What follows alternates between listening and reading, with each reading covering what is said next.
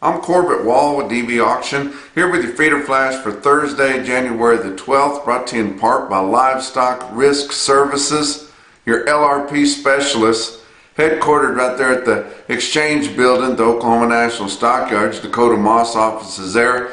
Get a hold of him or one of his agents there to discuss any of these livestock policies that you might be interested in. Just to have some questions, that's no problem. Just give him a call and ask your questions. He can explain it to you in terms that you can understand. You can see whether it's right for you. But if you're going to be backgrounding cattle as high as they're getting right now, especially if you're purchasing these cattle, you definitely need to be getting an LRP for those backgrounding cattle. $3 calves. Of course, we're going to have $3 calves. We haven't heard many stories of them yet. I have heard some rumors of some light numbers of lightweight steer calves bringing up to $3 way out west. Of course, that's spurred from all that moisture that they're getting in California, but haven't seen it in a big way. Haven't seen it in the middle part of the country. Haven't seen it on any big groups. I wouldn't doubt there's probably a group of some kind of program calves out there that might have brought it, but haven't really seen that yet. It's not here yet, hasn't been established, but we will see $3 calves, especially your light four weights, as we start to get ready for grass. As people are starting to get excited about the way things have turned, where it appears that maybe we're going to be getting some more moisture than what we've had over the last few years, because we've been suffering severe drought, and just seeing that moisture falling out west and seeing the big snows in the northern plains, we feel like the worms kind of turned and we may be getting some more. But we need to get these lighter weight cattle purchased, because they will be fattened on next corn crop. No, not this corn crop that's too expensive for most cases. $7 corn, close to where it's grown, and a lot more if you're having to pay the freight and getting it to where you need to go. But I'll tell you what, we need to get in on these lightweight calves. And I was telling you on our last visit, you know, 230, 240 on these four weight calves. That's not too high, guys. That sounds dirt cheap and a hell of a lot better deal than some of these big feeder cattle. You know, even if you're buying them at the index rate, 800-pound steer at $1.80, costs $1.50 to put it on. You hope to get $1.60 for them. There's no room in there, guys. Absolutely no room. I'd a whole lot rather give too much, what it seems like, for a lightweight calf, not too many pounds, and then have a long way to go to try to cheapen it up and maybe get to finish it out on some significantly cheaper corn. But these cattle feeders, they've got to really watch it. You don't want to give it all up. They've made some money here in the last several months. They'd like to make some more money. But they're so aggressive buying these feeder cattle, which is great for your backgrounders, great for your cattle producers. But these independent feeders, particularly, they need to manage their own supply a little bit better. You know, we know all your big corporate feeders are in the sweetheart deals, the AMAs, alternative marketing agreements with these packers. And in the last 3 years or 4 or 5, we've seen a lot of your independent feeders fall in too, because they had to compete. They just, you know, and your big corporate feeders will tell you that. Said if we had to sell cattle on the cash market, you know, we would have went broke a long time ago. We get some better deals on this, but as they're taking up all the supply, there's no competition to establish a base price for any of these AMAs. And I say there's no negotiation, there's no haggle on these sweetheart deals, these formula deals. There is once a year. And as we're starting out a new year, likely a lot of those are being renegotiated.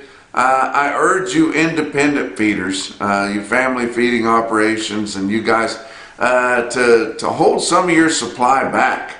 As these cattle might be getting to some extremely high prices. They're really growing here. We've got a chance to break a record here of 172 in the north that we achieved in 2014.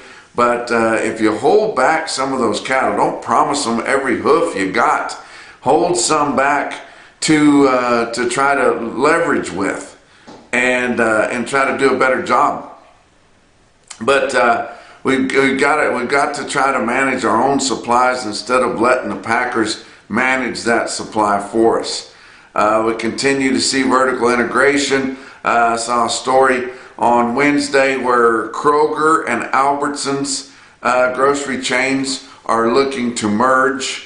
That would give them 15.6% of the U.S. grocery share. That would be second only to Walmart, which already has 21% grocery share. But that gives them more leverage to try to cheapen the prices that they're paying. And we've already seen some of your produce growers get concerned over that. We have yet to see any of your meat packers getting too concerned about that, because nobody's going to feel too sorry for them. They've already got a monopoly on the market. So and I'm sure they're entrenched into Kroger and Albertsons, and they already know what share they're going to get. But it's something you need to look at, guys, as we continue to see smaller and smaller big companies taking up more and more of our food service, of our grocery, of everything that we eat here. Let's talk about your board on Wednesday. February live cattle futures unchanged again at 157.75. April was down 32 cents at 161.32. Back months on live cattle down 7 cents to down 27 cents. Feeder cattle for January down $1.17 at 183.12. March down 95 cents at 185.55. Back months on feeder cattle down 7 cents to down $1.07. Corn for March was up just 1 penny at 6.56. January beans up 5 cents at 15.15. Your fat cattle trade didn't do a whole lot more to get established on Wednesday. These packers haven't offered too many bids. The ones that they've offered have been mostly steady or cheaper.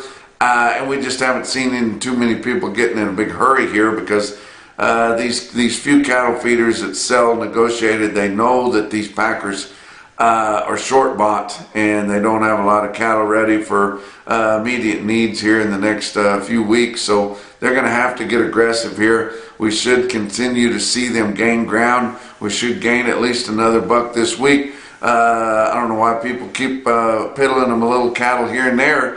Iowa sold 1,400 head, confirmed on Wednesday at 158 live and 252 dress. That's basically steady with last week. Nebraska about 500 head, confirmed at 157 live and 252 on a dress basis. Kansas and Texas has still not traded a hoof yet, and that's a good thing. Keep talking about brick and mortar fat cattle auctions. I know you guys in the Southern Plains don't really understand what that is, but it's a regular sale barn selling fat cattle at auction to competitive bidders. Tama Livestock Auction, Tama, Iowa.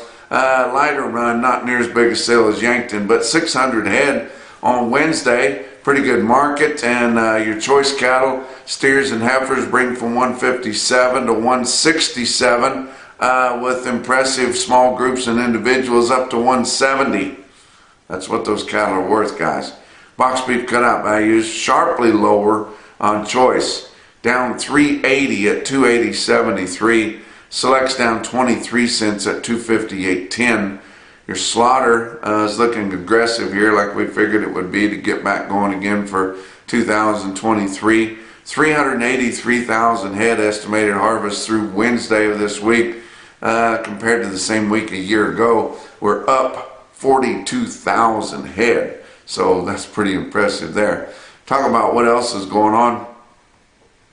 Consider Limousin and Limflex bulls this sale season, as you're out there shopping and you're looking for some hybrid vigor, or you're looking for some growth wanting to stretch your calves out a little bit, where the guys can put more weight on them to try to feed them into some kind of a chance to make a profit. But Limousine is looking at feed efficiency, improved marbling, superior yield grade, and calving ease is what they're focused on.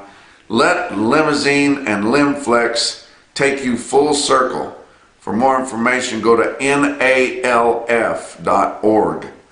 Talk about your feeder cattle market, your real-time index on DB auction.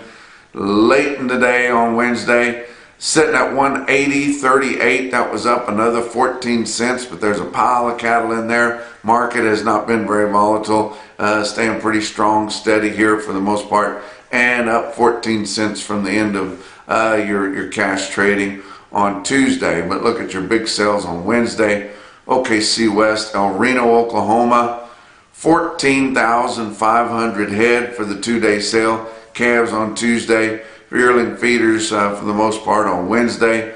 Feeder steers on Wednesday, those weighing under 850 pounds were steady to $3 lower. Those weighing over 850 pounds were $1 to $3 higher.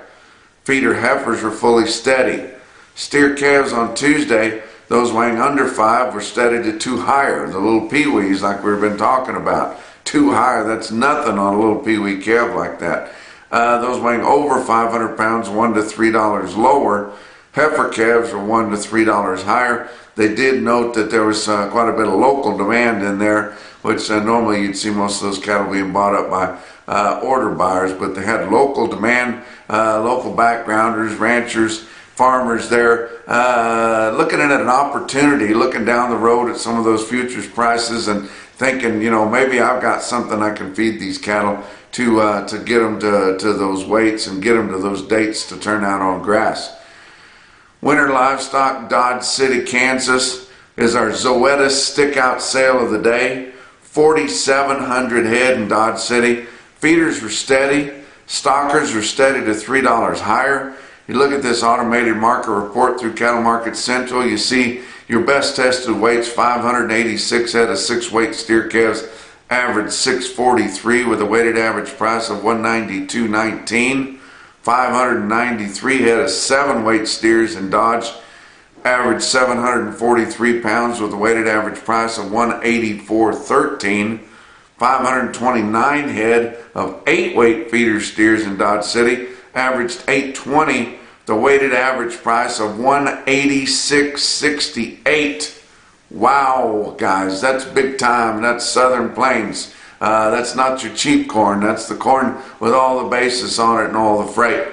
How about some heifers? 457 head, 5-weight heifers average 560 pounds with a weighted average price of $182.22, and nearly 697 head of 6-weight heifers average 640 pounds, weighted average price $176.22.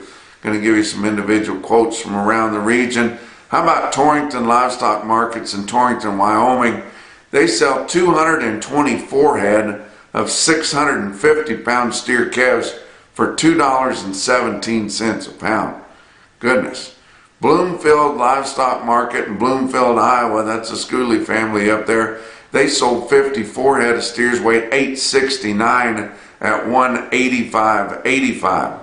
But the most impressive quote that I saw anywhere on Wednesday, your Macrocin No BS top quote for the day, come out of Dodge City, Kansas at Winter Livestock, was 82 head of steers, weighed 804 at $191.75. In fact, they had 3 loads of steers that weighed from 8 to 810 that bring from 191 and a quarter to 191.75.